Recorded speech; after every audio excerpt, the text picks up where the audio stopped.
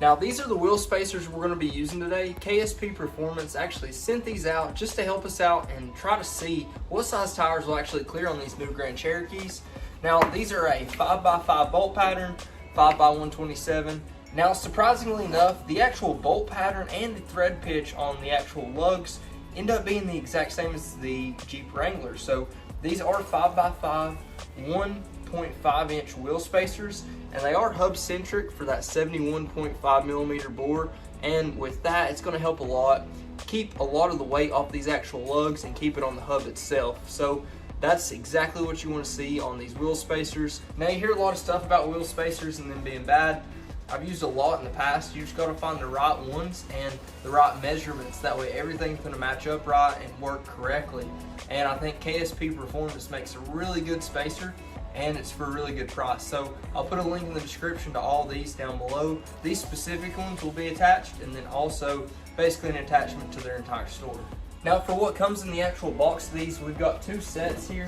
So obviously we need 4 of them. Now of course, if you have an older vehicle, you'll always want to sand this part down. That way it gets 100% contact with the actual hub assembly rotor itself. And on these, you'll want to be sure that you don't have any extra metal shavings from taking your lug nuts off or anything like that. So just wipe them all down, especially if it's a little bit older. But for these, it's pretty simple and straightforward. See, this is the lip I'm talking about to make it hub centric. So this will snug right up to it whenever we line these up. So you can tell you don't have any play going up and down, and there's actually no weight on the actual studs themselves. So that helps out a lot. And one of the best things about using the 1.5 inch spacer is pretty much no matter what wheels you're running, you don't have to worry about any extra length on your actual studs themselves. If you get any spacers that are shorter than that, a lot of times you're going to run into issues to where you may need to trim down your actual lug studs, and you never really want to do that unless you absolutely have to. And for these, more times than not, you're going to need a different socket size. So make sure you don't try to use the exact same socket size as your stock lug nuts, because you don't want to mess them up. And for these, it's actually a 3/4 socket that fits the best. Now I believe these are 14 millimeter lugs, so they'll recommend us to use 85 to 95 foot-pounds of torque. So on our torque wrench here, I'm just going to take it straight to 90 and leave it at that, and then we'll cinch them down. So I'm actually going to be using the water shut-off tool, as long as it doesn't break. There's 1,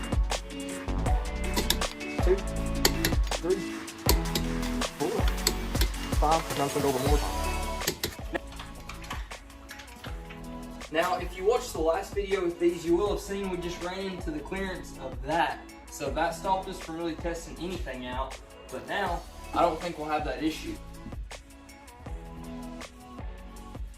Well, they at least mount up this time, but still running into the same issue. You can see right there, it's actually touching just a little bit right there, and it's just enough to mess it all up.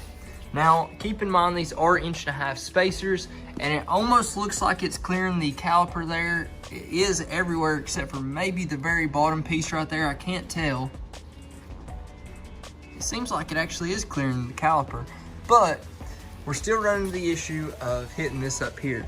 Now, I believe we could honestly get some 2-inch spacers, push these all the way out, and they would clear. With that being said, if we did that, we're gonna have to do a lot of trimming. But I think that's something I may be willing to do. So for now, we would definitely need 2-inch spacers to be able to run these wheels and tires. And the 35s just look awesome every time I put them on there, so I start getting some ideas. But I think 2-inch spacers really would clear that component we keep hitting, and it would definitely get us out past where it's got this little lip on the inside of these Rubicon 392 wheels, which is where it was hitting from the caliper. So 2-inch spacers might be the move on this Grand Cherokee.